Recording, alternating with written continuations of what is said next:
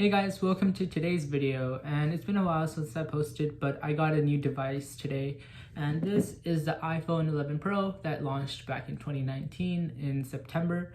And we're going to be checking this phone out, reviewing it, as well as seeing if it stacks up to today's 2023 standards, and if you can find one, should you get one today. Let's get started. Alright, so here we have the iPhone 11 Pro, and if you turn it back, you can see that, yes, this is the 11 Pro. And the reason you would know that is just because it doesn't have the LiDAR sensor, and it still has a triple lens layout, which is one of the only Pro iPhones without the LiDAR sensor. Because starting with the iPhone 12 Pro, they added the LiDAR sensor, which every iPhone since then has had in the Pro models. And on the front, it looks like any generic iPhone, really. There's not much of a difference, as you can see. And this wallpaper that I have on right now, it's the one that came stock with the phone when it first launched. And I have it on shuffle so that, as you can see, it cycles between them. And this one's actually a green, if it shows up well on camera. And this one is supposed to be a gold. The phone we have here is in Starlight or white. And the sides are made out of stainless steel. And it's very sturdy. And honestly, all the Pro iPhones still have stainless steel, so the feel in your hand, just holding it like without a case and open, it feels really similar to the newer phones, except the one thing is that the sides are rounded compared to the flat sides that you get on the newer models, and those feel a little bit more modern compared to this one, but this is just more comfortable to hold and just a lot more grippier than the newer ones. And a lot of people complain with the newer ones that they're too sharp around the edges of the screen when you're holding the phone. This one won't have that problem just because of the rounded edges. It's a little bit more ergonomic to hold too. And opening up the phone, you can see that it's pretty much just as fast as the newer ones. It has the A13 Bionic chipset compared to the A16 that comes in the 14 Pros. And so everything is honestly still speedy. Even in 2023, you can pretty much open up any app you wanted and it would still open up pretty fast. And I am recording on the iPhone 11 right now. So if you guys want to, I will be making a comparison video between the two. And as you can see, it's still really similar. Like everything is just iOS really. And so everything is the same. Apps open up pretty fast. It was in games, but it doesn't take too long, honestly, for like the general apps and stuff. And a lot of the newer phones are just as fast too. Next is the cameras. So the 11 Pro has a triple lens camera setup. It has 12 megapixels across the board. So it has a 12 megapixel main camera, 12 megapixel ultra wide, and a 12 megapixel telephoto camera. The standard 11 that Apple was selling on their website brand new until September of 2022 when the 14 launched. It still has these two cameras here, the normal and the ultra wide, so the wide and the ultra wide, but the telephoto is limited to the Pro variants of the iPhones. If I launch camera, as you can see, honestly, it's just as good as the new ones. You can't really tell how good it is because I'm recording from a second phone right now, but in real life, if you were to compare this to the newer ones, would be just as good, if not better in some ways. It does have night mode. This is the first phone that they released night mode on, which is a major breakthrough. And as you can see here, that's the 11 that I'm recording on right now. So if you want to see a comparison video, I'll show you that too. So here is Geekbench 5, just for the nerds out there. And this is just the statistics and all the basically benchmarks for the phone that you get.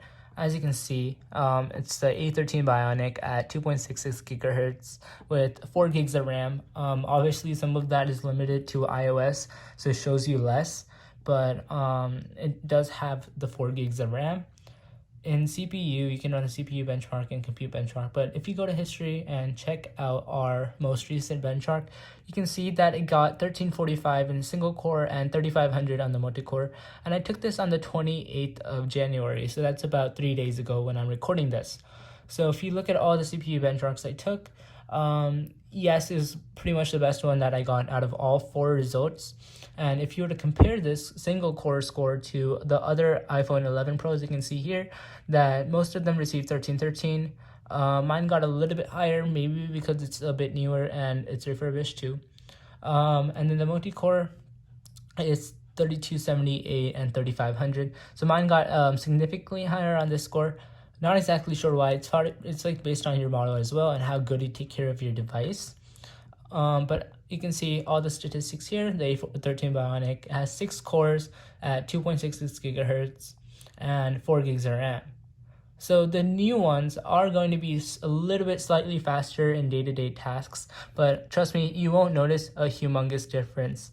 Launching the most common apps like Spotify or YouTube Studio here, or even let's launch weather, you can see that everything loads up pretty fast. The phone does have a 60 Hz refresh rate panel compared to the 120 Hz that you get on the 13 Pro and the 14 Pro. The 12 Pro though also had a 60 Hz panel, so I wouldn't think of that as too big of a difference. Yes, the 120 Hz is noticeable, but the Apple 60 Hz panels are just really fluid, and the iOS optimization, honestly, it's amazing. So everything is still really fluid. And anyways, you get the same panel on the normal 14s, 13s, and 12s anyway. The 11 had the LCD panel, which was a lot worse, but the OLED on here is amazing. If you can see, I launch up some of the darker apps. You can see that the blackness levels in this display are pretty amazing, as you can see here. So sometimes when I restart the phone, you can't even notice if the display is on or off just because of how the pixels are turned off. And that's just thanks to the OLED display that's really common on the Pro iPhones and the new 12, 11, or 12, 13 and Pros. 12, 13, and 14 is my bad. But overall, it's a very fast phone. And there is no lag whatsoever.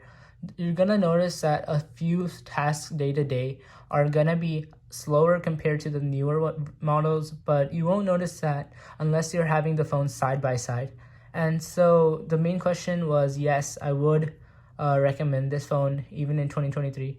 But just know that going into this phone, you're going to get this phone for around $400, $500 nowadays. And that depends if you get the Pro or the Pro Max. What I have here is the Pro with a 5.8-inch display. The Pro Max would have a 6.5-inch display, so that's significantly bigger. The normal 11 had a 6.1-inch display, which I would say is the sweet spot. But the 5.8 isn't bad, especially if you have smaller hands or just like a more compact phone. And you get the same cameras on the Pro and the Pro Max. The Pro has 64, 256, and 512 gigs of storage options that you can choose from. The one I have here is, let me open it up, is 256. And you'll notice that that's pretty much minimal at this time of date, because if you were to get the 64, I would pretty much be already done with my storage. 256 is almost a must-have. So please look for the 256 or the 526 GB storage options if you can find one. And this phone is going to receive 3 more years of software updates, if not 4, because the 6S received multiple years, I think another whole year over the iPhone 7. And that's because of the S variant. So I'm not sure if the Pro variants are going to receive that or not, but this will be the first Pro phone to determine that. And so this means that the phone should have software updates until 2025, 2026. So that means that up to iOS 19, I believe, you should still be getting updates, which is still pretty decent because a lot of Android phones don't give that long of a support. Usually they give 3 years of updates out of the box, but this phone still has that much up to date. So it does receive the latest updates, but just remember that some of the features are going to be locked to the newer phones because just how the features are designed around the hardware of those phones. So you won't receive all of the features on this phone. But honestly, that's true for the 12s too, and maybe some for the 13s, because a lot of the features are towards the 14 Pros nowadays because of their new dynamic island. So for $400, yes, I would recommend this phone, because if you were to go for any other phone, the XR, first of all, is getting really old. It's super, it's not slow, but it's a lot worse, and it has a single camera setup. And You can probably find the 11 for around the same price, maybe 500 bucks as Apple was selling it new.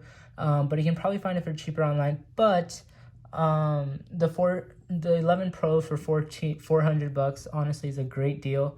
So if you can find one in good health and good condition, then I would suggest to go pick it up. So that's it for the video, guys. Here was the 11 Pro once again. As you can see, it looks pretty fresh. This is the white color if you guys are looking to get this one. You can still get this for around $390s to 400 bucks price range for the 256 that I have here on Amazon. I'll have a link to the link I got this phone from down below. And that's going to be it for this video. I'm going to be making more comparison videos as well as YouTube shorts and a speed test video of this against the normal 11 and potentially the XR as well. So stay tuned for that, and please subscribe if you want to see those videos. Thank you for watching, and peace.